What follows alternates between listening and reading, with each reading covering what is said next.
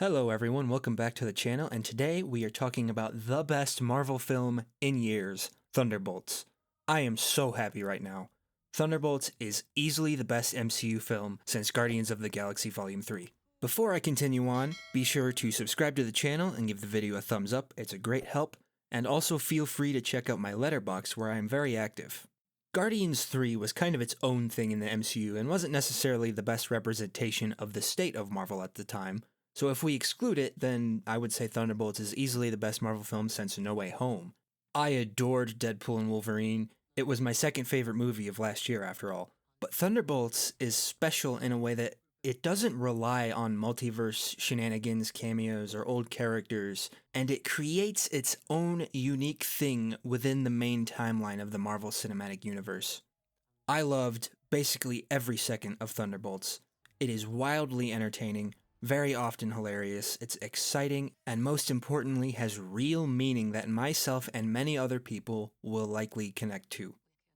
I adore the MCU with all of my heart. It's been in my life since I was 7 years old. I've been a massive fanboy for well over 16, 17 years now, and I still love what they make, but it has been in a weird state of inconsistency for the last few years. For every project that is awesome, it feels like the next one is one that might just be okay or is divisive. I still don't believe that they've made an outright bad movie. Sure, stuff like Thor 4 and Quantumania are messy and not really all that good of movies, but they still have their merits, and at their absolute worst, are passably entertaining films that most franchises wish could be their weakest. I mean, just look at what Sony and DC have done with their comic book movies over the last few years.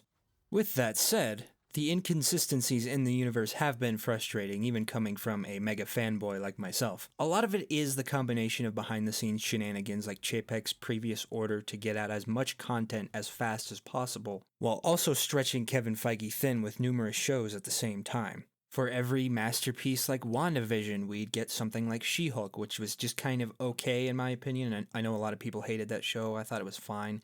For every Loki, we would get a Secret Invasion, which, to be honest, I think is maybe the only just straight up bad thing that they've ever made. And it also doesn't help that modern discourse of the MCU is becoming nearly impossible online without weirdo freaks and grifters interjecting at every chance to make the fandom increasingly more toxic and insufferable, which is one of the many reasons why I didn't do videos on Deadpool and Wolverine or Captain America Brave New World. And there's also my own increasing frustration with how coy Marvel has been playing with the inevitable return of Elizabeth Olsen's Scarlet Witch, but that's a topic for another day and really has nothing to do with Thunderbolts, so I'll move on from that. We almost had a big winning streak with Deadpool and Wolverine, followed by Agatha All Along, which were both great.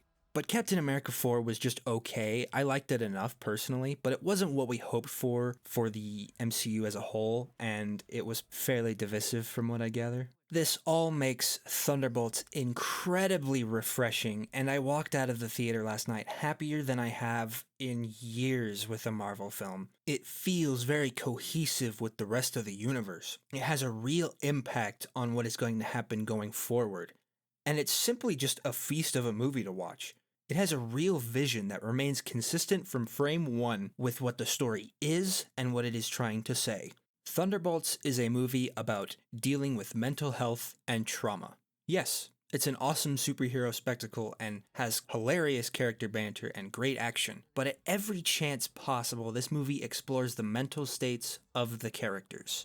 And most specifically in depth with Yelena and Bob. Yelena is definitively the lead of this movie, and Florence Pugh absolutely kills it. She brings so much pathos to every moment, while also bringing out her goofy personality that we've come to love from Black Widow and Hawkeye. She feels like how a lot of people feel, an endless nihilism where we struggle to find meaning. Everything feels pointless, the loneliness and emptiness slowly consume her. She tries her best, but this depression takes over her as the film progresses, and she struggles to make connections with people. And really, all of these characters are struggling. They're struggling with themselves and struggling to connect. Yelena and Red Guardian were the standouts in Black Widow, and they smartly used them as the heart of this movie. I think both of those characters are easily top-tier Marvel characters at this point, especially after this movie. Red Guardian puts on a much more comedic front, but from the moment he is first on screen, you can tell he is miserable. He loves Yelena, but kind of ignores her for longer periods than he should, and struggles to connect with her. Wyatt Russell as John Walker was my favorite part of The Falcon and the Winter Soldier. I always thought he was the best written and most interesting character in that show, and he's great here too. He's much more antagonistic towards the rest of the group for a lot of the movie because he thinks he's better off alone. But as the movie shows, he is clearly wrong. Him being alone has only worsened his behavior and mental state. His fall from grace as Captain America has clearly and understandably affected him. It puts him in a deep state of hurt and anger that has affected all parts of his life. Ghost is generally less developed here than the rest of the characters in the core group. I did like her better here than in Ant-Man 2, but she is less focused on. But even she is struggling to find meaning. Taskmaster. Well, Taskmaster is Taskmaster. You'll understand that when you see the movie. Bucky is a character who has gone through all of this darkness before, and while he still struggles with it a great deal, he has learned how to focus on bettering himself along with helping others, and really he becomes the core of how the rest of the team unites.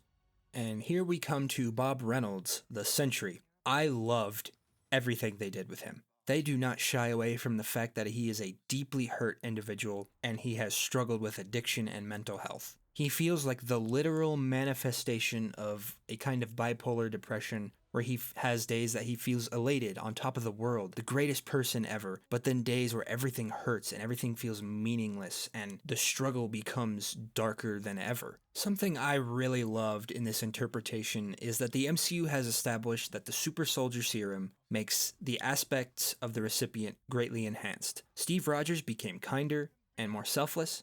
John Walker got angrier and more hurt. So what happens when we take a serum that is hundreds of thousands times stronger than the original and give it to a person like Bob who has these two sides to him? I think the way they did Sentry and the Void was just incredible here. I'm so glad he will come back. And I thought Valentina was a solid lead antagonist who is really just a slimy politician that may or may not remind me of certain people in real life.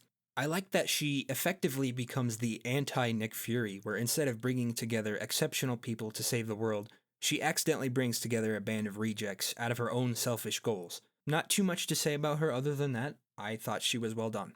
There's so much good in this movie that I haven't even talked about the character dynamics or the action, which absolutely deliver. I could watch the banter between all of these people all day. Red Guardian being a fanboy of the Winter Soldier makes their scenes together so much fun. Walker trying as hard as he can to come across like a tough guy, while also being the most obviously insecure person in the room, which leads to some hilarious dialogue. Just in general, the movie is very tightly written and makes every scene feel purposeful and entertaining. There isn't as much action as I thought there might be, but every action beat hits. The fight in the bunker between all the anti-heroes was excellent, with some dynamic choreography that felt a lot like organized chaos. It was a lot of fun to watch. Bucky's bike chase scene was badass.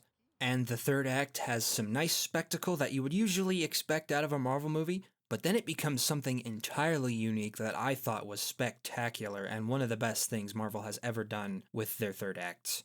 The emotional beats also hit very well. I myself do not struggle with depression, but I do with anxiety and loneliness, so I felt seen by this movie.